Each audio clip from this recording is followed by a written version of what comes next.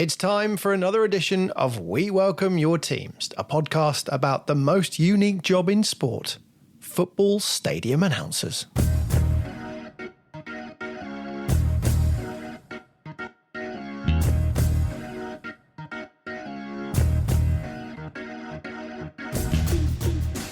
He forgot to turn my mic down. Oh, no. And I said to him, Alex, I'm just going for a pee. I bought a baby monitor, and the end that goes in the cot, I put in front of the commentator, and I had the other end so I could listen to his commentary. Yeah, when the fixture list comes out in the middle of June, you look at it and you think, well, that's a start. It might as well just be written in pencil, mightn't it? You know what I mean? So I just, wish them all a safe journey home. And I said, and take that bell with you. For the big finals and the big, the Club World Cup finals, the FIFA World Cup finals, why don't we do the whole Michael Buffer thing? Why don't we put the bow tie on? No one's going to go, do you know what? He didn't tell me what the attendance was. You don't go to the cinema and the cinema manager comes out at the end and says, well, thank you very much indeed for watching Avengers Endgame, and there were 342 of you in the cinema this afternoon. I'm having this vision, Mark. You've obviously got to do your link. You've got to press eject, keep it flowing, your link, turn it round, start it, and then wait for Simply the Best to kick in. Is that how it was? Absolutely spot on. That's brilliant, that's Yes, this is the podcast about those people whose job it is to speak on the tannoy at football. We count ourselves as some of the luckiest people in the game, and on this podcast, talk about how we got the job, why we love doing it, and the moments we've been part of for our respective clubs. Some of them amazing, some historic, and some just downright embarrassing.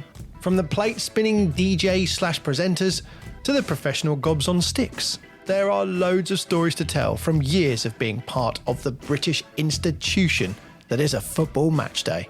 It's a job full of pressure, quirks, laughs, and amazement, and there's a good chance we'll muse over the finer details of the job that no normal fan would know even existed until now. Brought to you alongside the team behind the best music on match days, Shoot Music, this is We Welcome Your Teams.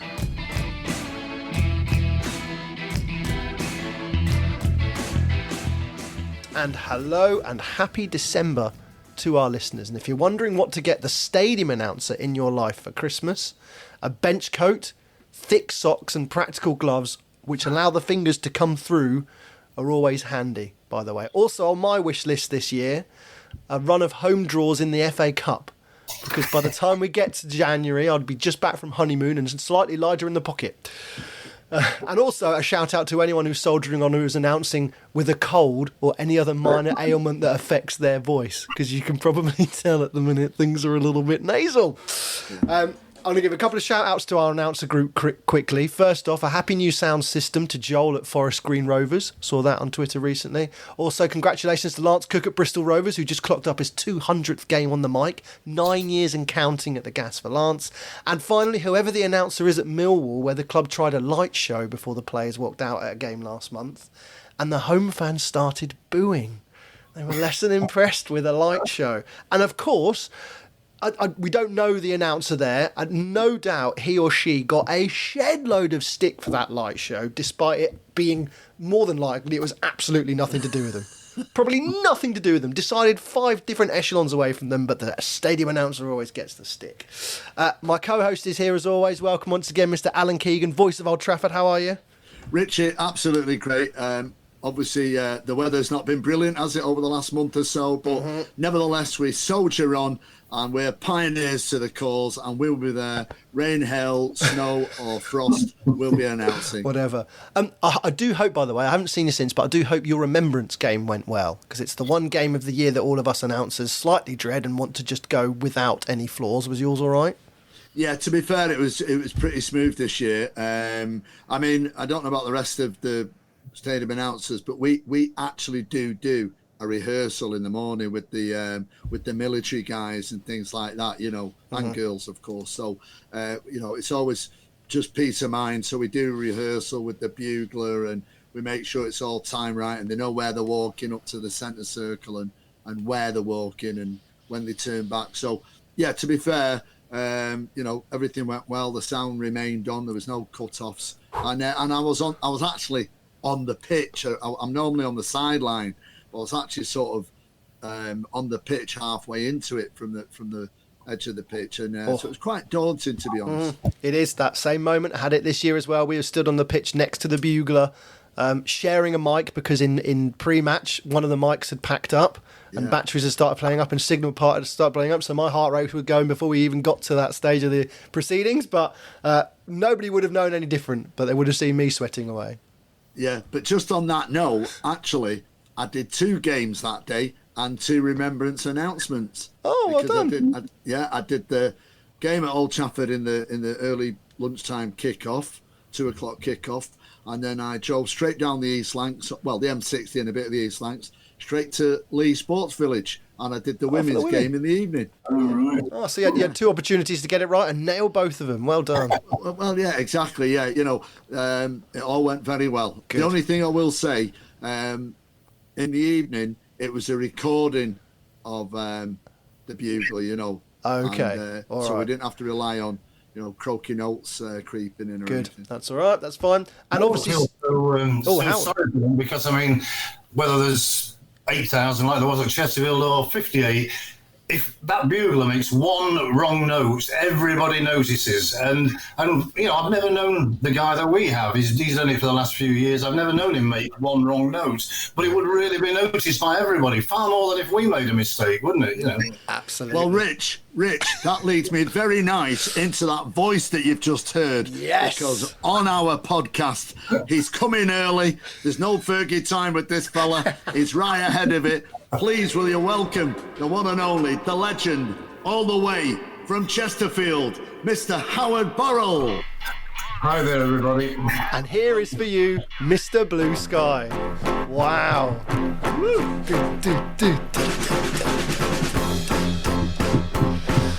So this is the music the team walk out to at the minute then, Howard? It is. I'm pleased you said walk rather than run. Everybody used to say run out, and nobody runs anymore at all, does It's true. It's very true. It's the run-out music which nobody runs to. Oh. We've had Mr. Blue Sky for maybe 3 years now, but probably the previous half a dozen we'd changed it each year, and nobody could really decide what they liked. And this seems to be accepted by default rather than people are thrilled with it, but we're sticking with this for the time being anyway. So it's not one of those that's been around for years and Not at all. No. We've had a few different things. We had one manager, Mad Dog Martin Allen. He went through the phase of everybody did Sweet Caroline, but he didn't last long, and Sweet Caroline didn't last long. So. Wow. Well, look, welcome to the podcast. Wonderful to have you along. How many years is it you've been at Chesterfield now? This is the 38th year doing the PA. Years. So that's long. That's longer than me and Alan combined. So we're here not tonight to interview you, but to take many notes, I'd imagine. Yeah, just definitely. On longevity, if nothing else. So take us back to the gig and how it all started for you there. I've always been involved with a football club in a voluntary basis, doing all sorts of things from starting up the original supporters club. Well, there used to be in name a supporters club, but you couldn't join it. It was 2 old guys that ran some lottery to raise funds. So me and 1 or 2 others, we decided we'd create a supporters club. We structured all that up and we ran coaches to the away games, and we even set a shop up.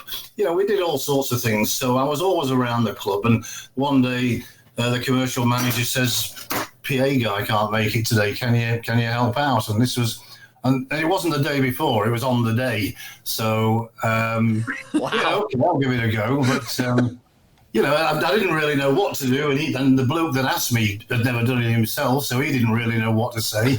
There was a couple of CDs in the old box, and this was at the old stadium. We've been at the stadium that we're at now for the 14th, 15th year, and the old stadium really was. I don't know. Have you ever been, Alan, to Saltygate, the old ground? No, I have driven past it, but never been. But it was quite dilapidated by the time we moved, and so the facilities were really bottom of the range. They weren't even mid range. They were way down the bottom level of what you would expect to be able to have even a non-league ground, which of course we have been recently. But it was an old CD player, and at that time it was a very old CD player. We did subsequently get a newer one, but this was a very old CD player, and I think they just had 2 CDs that they played for the last few years, and it was. I pretty sharply, livened up and got a bit of new music. But on that day, there was, I think, 2 CDs with about 5 bits of music on to play, and you just get going round and round. And it was just a case of trying to survive the day and then work out how did that go and can I do it again? Because by this time, Jim Brown, the commercial manager, told me, I don't think that guy's doing it again. Can you carry on Saturday? It was a midweek game, the first one. And so it was a weird one, because I noticed that one of the things you'd put down in the notes was, how does this go down at home? It went down at home okay, because my wife doesn't go to football. She's not really any interest in football, so match day is match day. I'd always left home early to go to the football, and that was never a problem. So she wouldn't really care whether I was selling lottery tickets or doing the announcing or whatever. Nothing really altered as far as she was concerned. I just disappeared and came back eventually. So whether I was doing what we're talking about now or doing something else, it didn't really matter. I'd always been busy doing something on a club, on a match day, whether it was, a bit of stewarding, a bit of selling programs, doing all sorts of things. But in this instance, it was doing the PA, and it's carried on that way since. And it's just carried on. It's just carried on. Did you have an opinion in your head of what the job was, what it was about, what it meant before you took it on? I mean, it's how you approached it when you went and did it. I suspect that most people that aren't involved in it you just take. It's one of those things you just take for granted. There's a sound comes out from these speakers, and you have no idea. It just happens. So no, I didn't. I just thought that things just happen as if by magic. Most people do. They don't really stop and work out how things happen. Yeah. But it's surprising, how what is odd now is that obviously over the years doing it for so long. It's only since we've been at the new stadium that I've actually gone on the pitch and do various things on the pitch. At the old ground, it was a box at the back of the old stand, and you couldn't really get down. There wasn't even the equipment to go on the pitch. But this weekend, I've just been away. A whole coach load of us went for 2 nights in a posh hotel at Harrogate, and it was weird. All these people, every one of them knew me, but I didn't know any of them. But the assumption is that they almost think that you must know me because I know you. Well, no, there's not the same association. They've seen me on the pitch and they know what the name is, but it doesn't mean that I know them just because It's funny. It's a funny old gig, So obviously that first day, those first couple of days went pretty well. It all went okay, yeah. It must have all gone okay. You mentioned moving stadiums. You mentioned sort of being in a new stadium. So what are the main differences between your new one and your old one?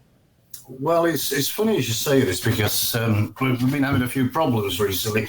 But the main difference is that at the old stadium it was an old rickety wooden stand, and at the back of the stand was this box that had been, I think somebody before I called it Radio Saltergate, which it was never a radio anything, but it really was that dilapidated that when it rained, when you had like weather like today, almost horizontal rain, the rain came in at the back. They'd hung a bit of carpet down there, and the carpet was permanently sodden. Even in summer, it still never quite dried out. What was I saying? Yeah, the facilities there. It was just this CD player and a fixed mic, that you could move a little bit. And you're always worried with a CD player that your CD's going to skip as well, aren't you? Remember all the time, a tiny little scratch and that was it. You're right, but I used to bring, after a few games, I'd bring my own in. And then after a little while, I got the music shop in the town centre. Whenever the latest Now came out, they'd give me the latest version and so on. So we were reasonably up to date after that. but the facilities were poor, and the one thing that you couldn't argue about was that it functioned, and it was the speakers were basic, they weren't great. But what's a little bit weird is that at the new ground, we started with new equipment, but the sound system wasn't very good, and so we've had some. 2 new guys have taken over the club, and they decided they wanted to put a new sound system in. So we had that installed in the summer, and the speakers are great, but we've been having all sorts of problems with the wireless, the connection between a wireless, the wireless mic that I've got, yeah, and connecting back to an aerial. What we've got is I tend to sit just to the back, to the left of the halfway line, and what we've got is the music's played out of this box almost on the corner, where they have like the ground safety people, organising the stewards. So that's one box, and then there's this guy playing the music in this other little box. But what's happened this season, we've had all sorts of issues, and in the last home match, funnily enough, it cut out a few times. And it was a bit Norman Collier-ish. And, yeah, really. And of course, everybody thinks that I've done something wrong. And, the people that are sat near me know I've done nothing wrong. And I'm going, I'm pulling my hair out. What do you do?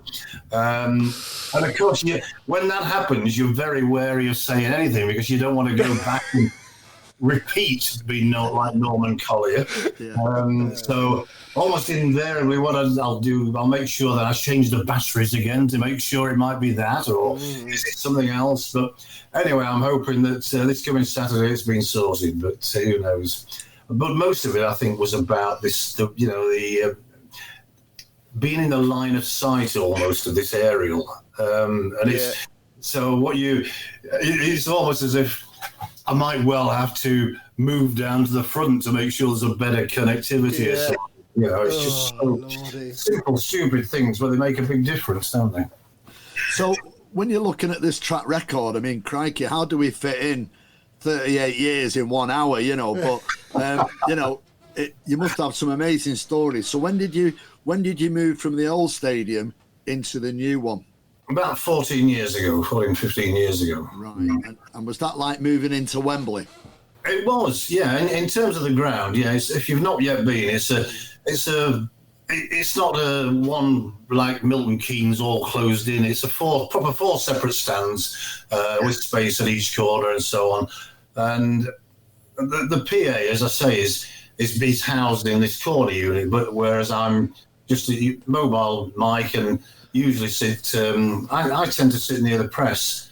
I mean, you've got your own box at Old Trafford, obviously, and so on. But well, actually, it's a little bit different, Howard, for me because I'm in front of the dugouts. I'm not in a box. There is music control from a box, but I'm on this side, and I've got an infamous lectern now. So you know what? It's funny you should say that because I was. At the home match, I do the PA. At the away game, I do the match report for the club. And I don't know what you found, but I mean, being at pitchside must make it a lot easier this season. The way that football has gone from 2 substitutions to 5 substitutions, it's absolutely crazy, isn't it? Trying to keep track. On Saturday at Harrogate, at the same time, both teams were trying to make one. We were making 4 subs at the same time, and Harrogate were making 3. So imagine being sat at the back of the stand, trying to get all of those in. Because there's 5 now, I tend to write them down. So 6 for 11, and so on and so on. But when you've got both teams trying to do it at the same time, I'm actually been mulling over myself whether I should move down to the front now and try and keep track of it more. It's made a lot of difference, hasn't it? I can tell you, I've been sitting by both dugouts for 10 years, and still, despite being next to the bloke who physically hands the cards in and watching the 4th official put the numbers on the board, still can't keep up. It does. I don't think it makes much difference. I don't know how anyone keeps up. And I almost think everywhere I go now, more often than not, it feels to me like back in the day, we were very keen on, especially home subs, player off, leave a gap. Yeah. Player on, off you go. Next up. Oh, maybe we got another one. Okay, another player coming off, leave a gap. Player coming on. Lovely. Yeah, there was some structure to it, wasn't there? There was. Chaos now. You've got to do, even with the home subs, you haven't got enough time to leave that, unless it's one on its own, you haven't got enough time to leave that gap for everybody to show their appreciation. Yeah. Because by the time you've left that gap, the fourth official has put his board down, changed it to the next sub, and put that one up before the other guys even run on. I used to find before this season, when it was just 2 subs, even then I'd got to the stage where I would often let them, if say they were doing the 2 together, I'd let them both go on, write down the details, and then just read them. It's sometimes easier than trying to do one, wait for the next one. But now when you've got, as I say, on Saturday there was 7 at the same time. How does the screen not just blow up? Someone's screen somewhere is just going to pack it in and go, do you know what? No, I don't care. Yeah. More than 7 in a go? Nah. When you're trying to coordinate with screens. At the dugout, do you liaise with the teams or do you liaise with a fourth official? Well, I've had this moan before. Depending on who your fourth official is will depend how much communication you get in your direction. They may be courteous enough to... Well, no, they're not courteous enough to let the other team know who's coming on. But me or my floor manager or whoever else is maybe asking for the added minutes and everything, sometimes you will get someone who will show you the cards, just reach back to you, show you the cards. Sometimes if you go up and just kind of hover by their shoulder, they'll just kind of indicate to you. Sometimes it's like you're not even there. It's like you're not even there. And we've had quite a few England games, not top level, but under 17s, 19s, 20s, and so on. And in those games, I do tend to go down and base myself in the tunnel and stand with the fourth official. And he's in those games, they've always been fine. And I've never done it for a league game, but it works so much easier for internationals. Al, you've had some international experience. Oh yeah, that's been interesting, Howard. Going back to substitutes, where we played. I think was it South Macedonia, Rich? I can't remember now. But it was somewhere I didn't have a clue who they were. didn't know any of the players, and it was for the FA at Old Trafford. We were playing a game, and the substitutions came along, and again the fourth official. It's like a military operation sometimes, and they wouldn't give me the card, so I'm trying to liaise with the person from the FA. Don't forget, I don't know any of the players, so I'm reliant on the numbers. The names were hard to say. We've got 3 substitutions taking place.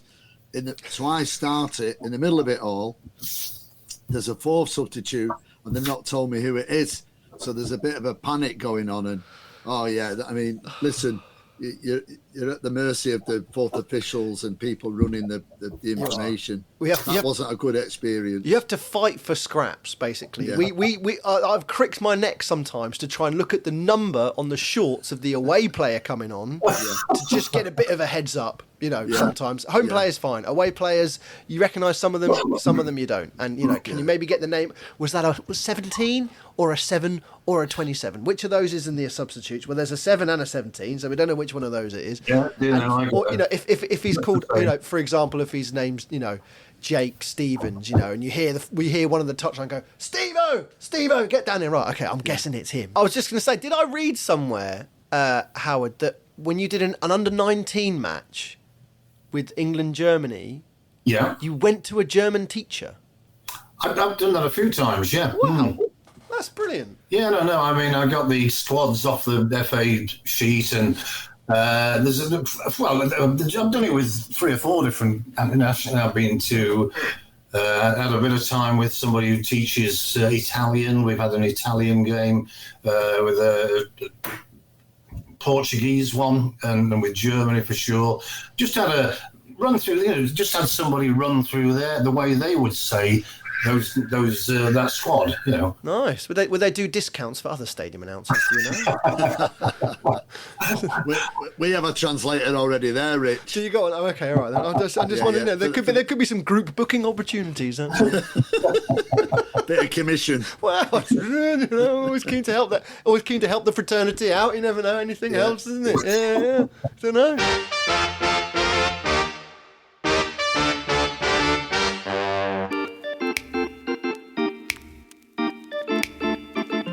Okay, it's back to the chat with our guests shortly, but first, let's take a bit of time to tell you about why we love working with Shoot Music. They are the #1 music provider to the sport DJ community, and there's no point being a great announcer if there isn't great music to back you up on your match day. So, Shoot Music have a match day DJ service.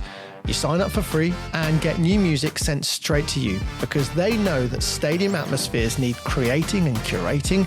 You'll get access to handy instrumental versions, crowd-pleasing remixes, and specialised DJ mixes straight to your inbox, ready for your next match day. So to sign up, email them info@shootmusic.co.uk. Feel free to let them know you heard about them here on the We Welcome Your Teams podcast. They've sent round a bumper load of tunes recently. We've picked 3 favourites for you here, the first of which is this.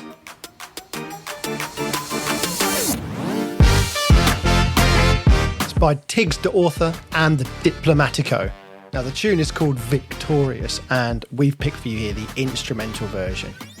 Get your ears around this. I wonder if this will sit nicely on your next matchday playlist.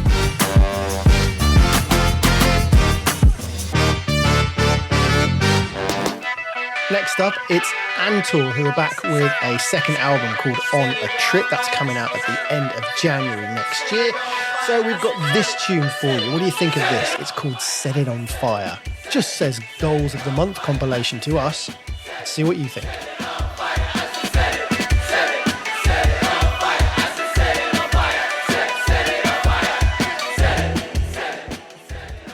And finally, we can't have the December edition of the podcast without at least one Christmas tune, and we really like this from Reverend and the Makers. It's called Late Night Phone Call. Shoot sent this out quite recently to us, and it's got a good story behind it. It's all released alongside a video which is there for supporting the Samaritans, and it's actually about John, the lead singer, making a late night phone call to his other half before they got together.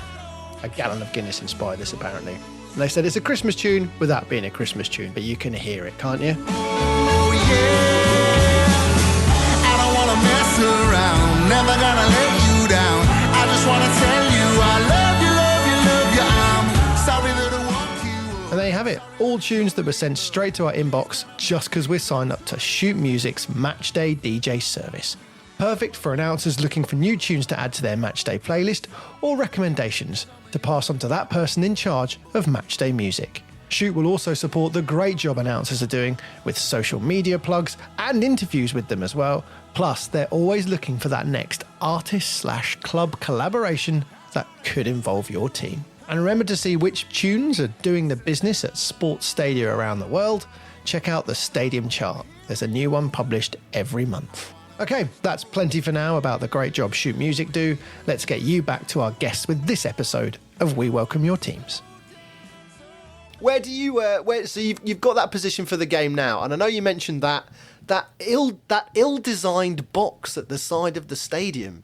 It makes me wonder. It's not the first time we've heard when the architect's been commissioned to design a stadium that really wish they consulted the stadium announcer on top of everybody else. I mean, I actually know the guy who designed it, and even he admitted that it was an afterthought. You know. That hurts that a little bit, doesn't it? Well, I suppose it does. There was all sorts of little things, like they forgot. He even forgot the dugouts, and they had to have them on later. Yes, seriously. Oh no! Wow. And goal scorers is another thing we always have to try and work around, depending on where we're sat and what we can see. Is your view good enough to get a goal scorer in quick time? It depends. I mean, because I tend to sit just in front of the press area, and it's surprising how quick you can have a discussion, because so the ball goes in the net, especially if it's a home goal. you've then got, say, 10 seconds of noise, maybe longer at Old Trafford, but no, certainly not much longer than that here. So I've got time to go and talk to 3 or 4 guys that they usually get it right in the press area, and sometimes we even take a straw poll, best of 3 or whatever. But I mean, let's face it, if you're completely wrong, as far as the crowd's concerned, you got it wrong, as in us. It's not them that told you they got it wrong, it's us that got it wrong, isn't it? And I think the only time I have got it wrong, and I think there's been once or twice, it's when nobody else in the crowd knew either. It was one of those things, where somebody probably did get the final toe poke, but the person that hit it had credited, that sort of thing. Which I'm sure we've all done, Yeah, I mean, the worst thing for us now is VAR. Yeah, of course. You can get caught up in the excitement of, the goal going in, then you're trying to check, if it was a toe bunger or things like that, and then. So how many seconds after the ball has gone in would you sometimes, what I mean is how quick do you know they're going to do VAR or not? Oh, Howard, well, I know they're going to do VAR, to be fair, fairly quickly. But you're in the momentum where you want to announce the goal. Yeah. You let the crowd celebrate, and then you're on the back of that, and you want to say, United's goal scored by number 8, Bruno.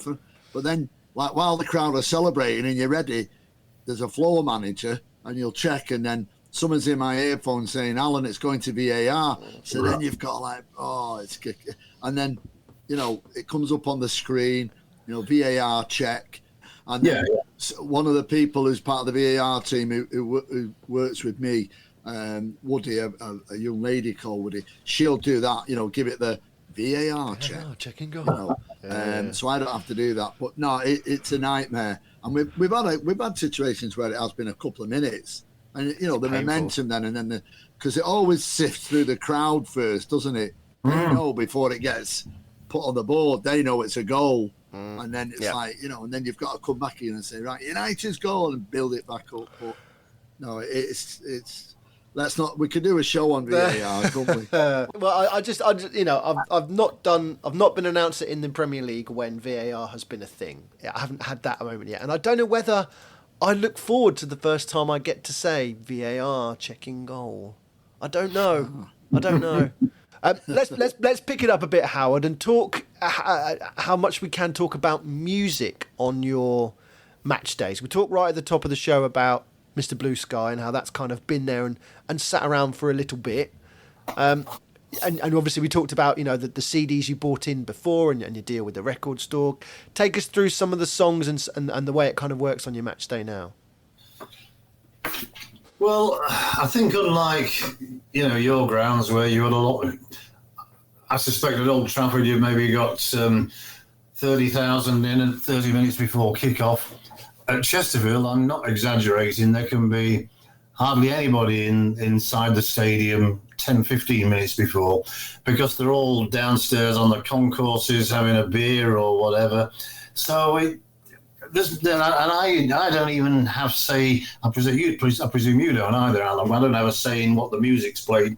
This guy in the box, he plays the music.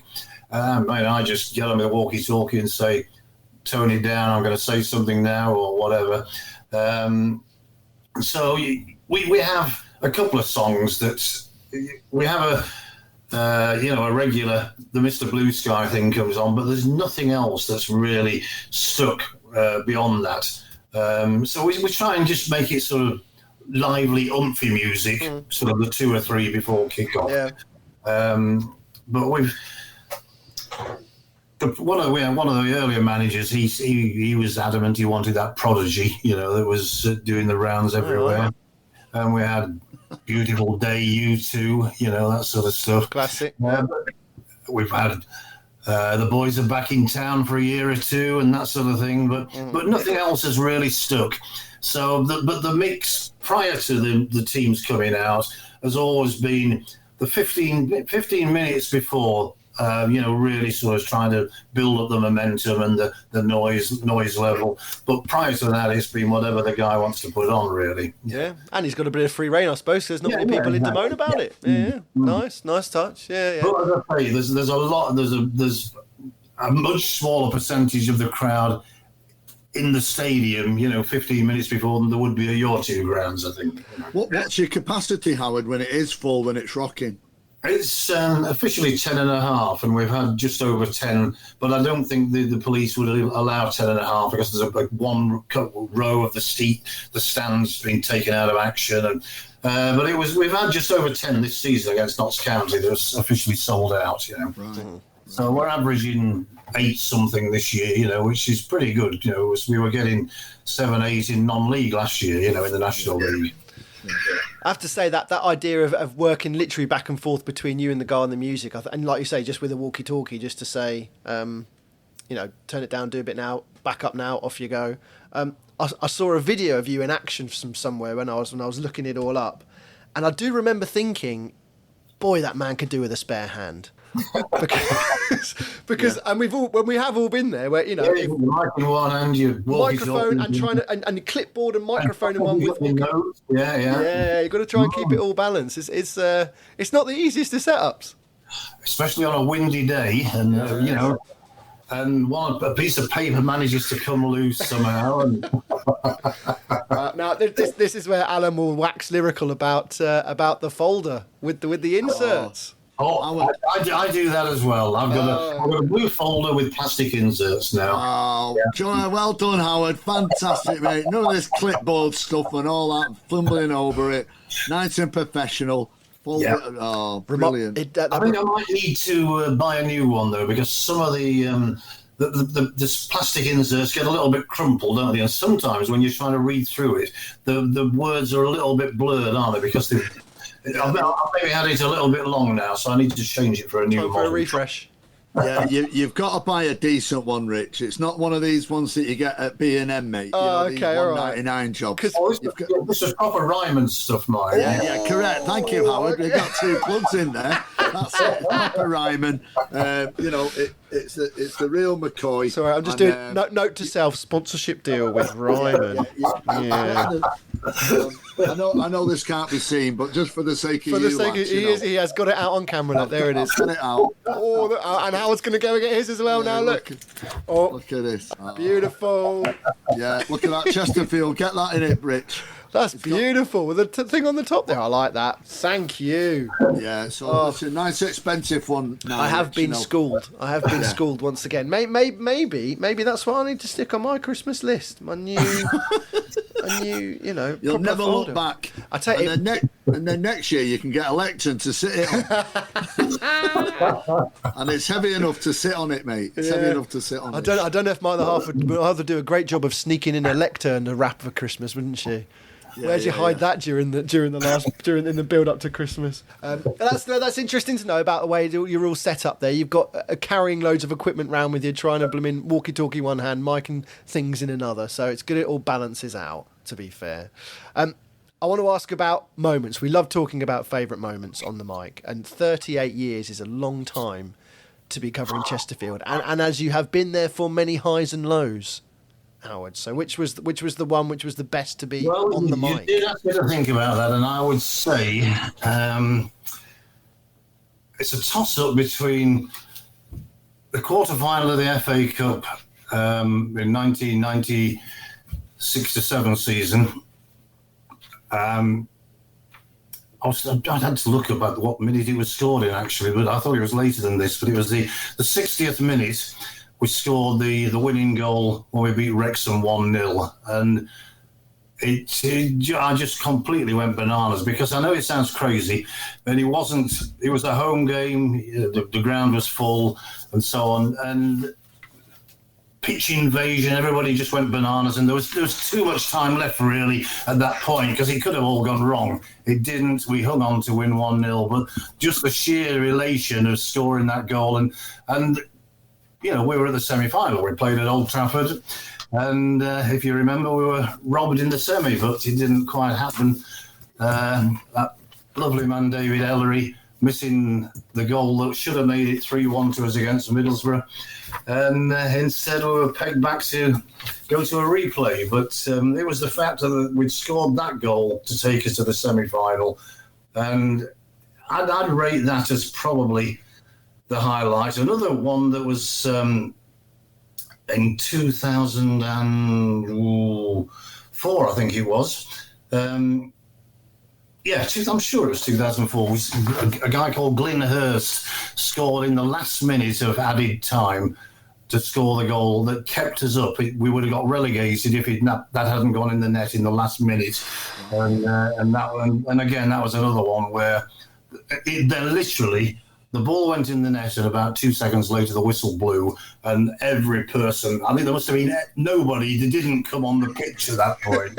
Had you had to read the whole, ladies and gentlemen, please get off the pitch, or please don't enter the pitch? Of course you have to, but you know it's not going to make one jot of difference. But, you know, you go through the motions, don't you? I mean, what tends to happen now is that people don't want to stay on there forever. They'll come off after they had the 5 minutes of fun, and it'll, like the end of last season when we won the trophy and everybody's on the pitch, you have to tell them to come off, and even the police know. Don't make too big a deal about it, because they'll come off, and they do. You know? Okay. And especially as last season, the message was, if you don't come off the pitch, the players will not do a lap of the pitch. You know, so then you've got the people who didn't go on shouting at the ones that are on there because they all want the players to come round, and it works in the end. You know, so.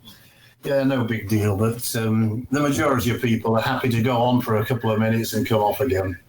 Okay. Al, do you want to ask the question that I don't want to know the answer to? So we always ask Howard about, our best moments or some of our favourite moments, which you've just given us a couple of examples. But I'm certain there's a Wembley connection with Chesterfield. I think, have you been there more than once, Howard? Well, 3 times, yeah. Three times! Well, nearly as many times as me, Howard. Yeah. Did you know Rich hasn't been? Just the look of the draw. It is, but it's... So the last game was a draw. Well, it was sort of a draw.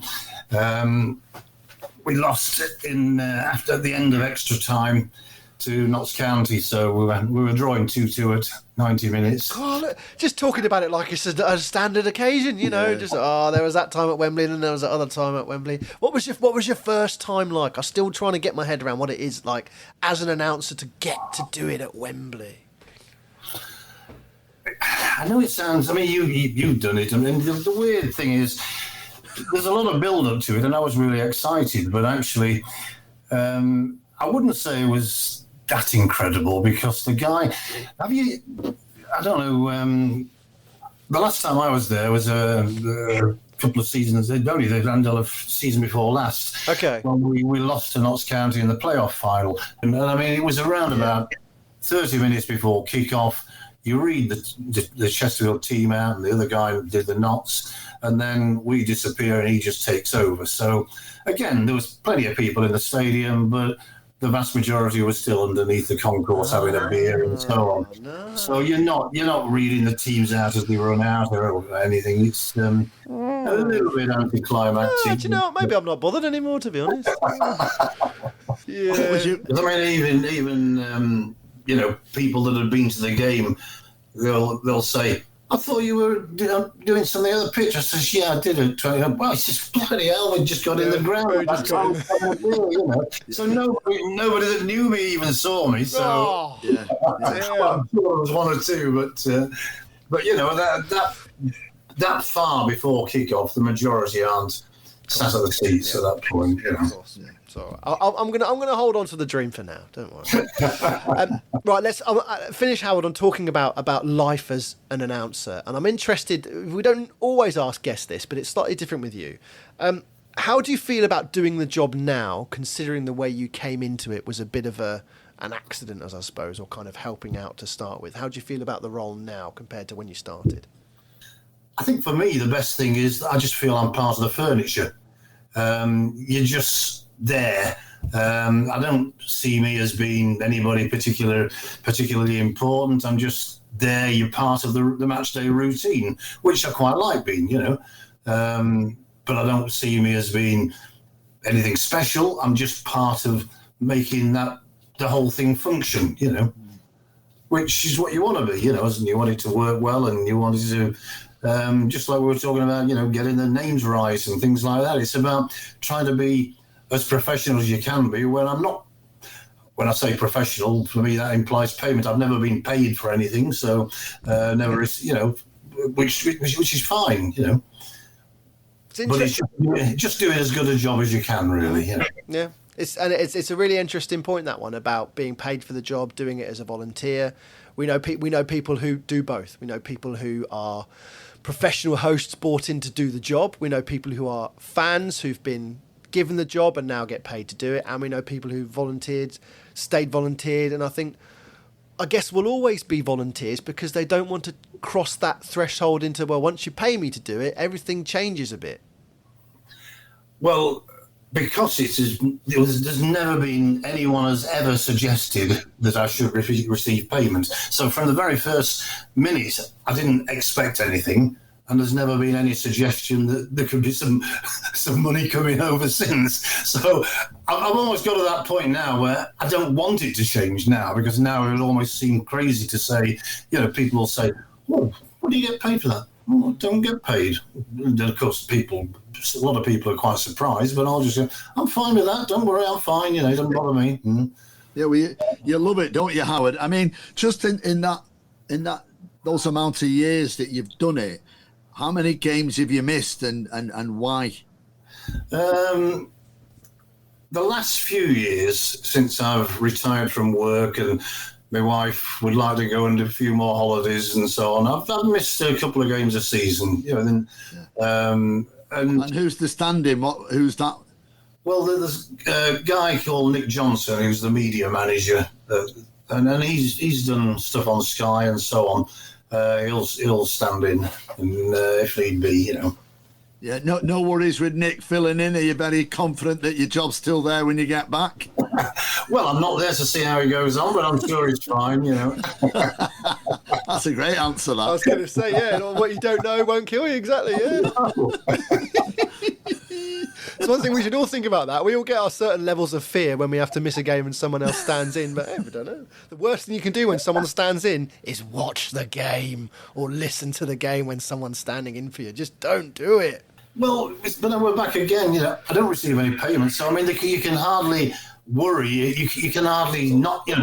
If I say I can't make that game in February, by the way, because I'm on holiday, what are they going to do to me? Nothing. They can't do anything to me. It's not got my wages, Yeah. You're sacked. Yeah, okay then. Well, not to worry. I've had a good run at it, Yeah. Oh, be careful. Well, and hey, all that time doing it, and you negotiated so many different things, from incredible moments, pitch invasions. I'm sure you've obviously had to deal with one or two relegations as well at the same time, and worries around the club and what that means for the club, and having to be that person that delivers final scores and things when people know relegation is confirmed, and everyone looks to you to kind of deliver the news, affect the mood. It's funny you say about final scores. That's one thing that going back at Saltergate, and I can't quite remember what season it was because there was a few relegation scraps, but it was in the early days of doing it, and we were battling to escape relegation, and I think we actually did escape in the end, but a couple of times during the match, believe it or not, now it just seems ridiculous why I thought it was okay to do it, but I announced some of the scores coming through from some of the other games. Brilliant. And nobody, I wouldn't even dream of it now, but it just didn't seem that wrong then, and nobody, and the weird thing was, nobody at the club even told me not to do it. I never got told off or anything like that. Yeah. I just thought afterwards that was wrong. But what I was wanting to do was to rev the team up, and if the other team was losing, that was wow. Yeah, that's proper against normal protocol from what we know, Howard. That is proper breaking the... Probably 25, 30 years ago. I mean, still, but you were the only person probably in the ground able to do it at the time, so why not? Yeah. I know it's very different now, and you get those... I'll always remember West Brom on that The Great Escape last day, when it was all going on with West Brom, Portsmouth, Man United, Southampton, Crystal Palace, I think at Norwich were playing, and everyone was trying to find out, and you get those pockets where someone gets excited, and what does that mean? And actually, no, it's a false alarm, and then someone over here gets excited because they're on the radios, they're on the phone. No, false alarm. Yes, no, that means that, and then it spreads around the ground because they've heard this, and but why not say, by the way, everyone, Notts County are losing. Come on, lads, one more goal. Somebody down injured for a couple of minutes. You squeeze one in with 10 minutes to go. Yeah. I tell you what, I know it would be probably massively frowned on, but wouldn't it be great every now and then if our announcers were just allowed? If you had the opportunity in a game, if you're not doing very well at home, it's been a bit of a drab. The atmosphere is terrible. I would love to a couple of times if we were at home being spanked 4-0. Just to come on while someone's injured in the 80th minute, say, by the way, everyone, it's Newcastle 2, Wolves 0. They'd love it. The atmosphere would change. But I know this is bad, but the Wolves are losing, so come on, it's not all bad. I wouldn't have dreamt of doing that for the last 25 years, but it was just one of those things. Yeah, that's great. Yeah, but I mean, with all you have new standards, don't you? Things evolve and you change, and your style changes a little bit here and there. But yes, I would never even think of doing anything like that now. What about your managers over those years? I mean, you've seen managers come and go. Who've been the characters? I mean, was John Sheridan there? John Sheridan was there, yeah. A few times. At least twice, yeah. I mean, John's a character, isn't he? He is, but he was never one to be talkative. It's funny. I mean, would you say the two of you, do you chat to the managers and so on? Not recently. No. Not on a match day. Yeah, and both me and Al have had our fair share of different ones coming and going anyway in the last few years. So. Yeah. Whereas I mentioned Martin Allen early on, and he didn't have a successful time with us, but you know what? He was the friendliest person I can recall as a manager. He'd come out and put his arm around me, before pretty much on the pitch, and really, really friendly. Such a nice guy, and yet the majority, I take it not that they're being unfriendly, but they're sort of nowadays they'd say things like "in the zone," wouldn't they? They're in there. They just want to keep focused on the game and don't want anything to interrupt that. So that's my reasoning why they maybe seem a little bit detached, Yeah. Al is waiting to be best friends on WhatsApp with Ruben Amorim. I'm sure that's going to happen soon, isn't it? Well, we'll be certainly doing our best, Rich. You know what I'm like. So, the next week over between now and sort of Christmas and the New Year, I'm sure it'll happen. He'll think Eric Ten Hag's got back in the ground. Yeah, grow a Van Dijk there, we'll be fine. Oh, brilliant. Howard, it is great. It's great to hear. I'm still stumped by just coming on the mic when you want and telling everybody what the other scores are. That's great. If only I know, like you say, never dream of doing it again, but it would be nice if just every now and then we could slip that in. I'd love that. It's my favourite bit, absolutely. You see, you were saying about the Wolves. Well, in our case, it would be I'd just slip in Mansfield are losing. That sort of thing. Yeah, see, you just want to do that. Yeah, that'll take a treat. Howard, are you going to make the playoffs? I think I'm not confident now. I think I'm reasonably confident we'll survive, and but we've got a good squad of players.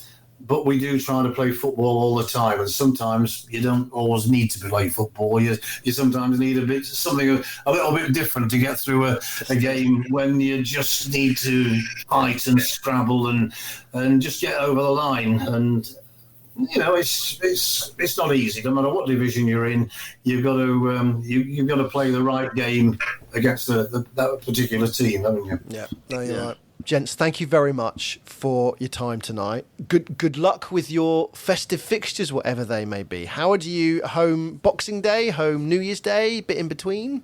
We're away, the main ones, and we're back home the 5th of January, and they made it a Sunday. I think originally it was a Saturday, wasn't it, in the fixtures, but we've put ours to a Sunday. Right, okay. Al, what's the draw? Have the fixture gods been kind to you this festive season? Well, no, we're at home, you know. Yeah, so it's one of those, but it's not too bad, you know. Yeah, Boxing Day we're at home, and I think they've put us on at that beautiful time. I think they've moved us from New Year's Eve to the 30th, and we're on at 8 o'clock at night. Okay, yeah. Thank you. The joys. Do you know what? For the first time, whisper it, but for the first time this year, I have Boxing Day and that 28th, 29th, no game. Wow. We got the 21st, we got the 22nd at home, and they're not home again till the 1st of January. Oh, you've been blessed. I do not know what to do with myself. Yeah. Honestly, we have no idea what to do with myself. I've never had so much time off. Go to Chesterfield. Exactly. You're at home. There you go. That's what I need to do. I hope everybody's festive fixtures are kind to them. Gents, thank you very much for being on the pod. Happy Christmas and enjoy the festive season and the rest of your regular season. And I'll see you all soon. Yeah, great to you all. Cheers. Bye. All the best.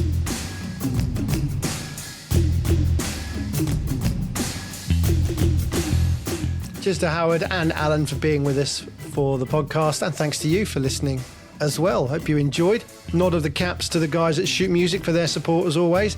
They are always looking for more matchday DJs and announcers who want to get on board with their free matchday DJ music service. So if you want some new tunes and special versions to add to your playlist, give them an email, info@shootmusic.com. Hope Christmas is kind to everyone, results-wise, weather-wise, and that we all get to January ready to wrap up warm for those FA Cup games.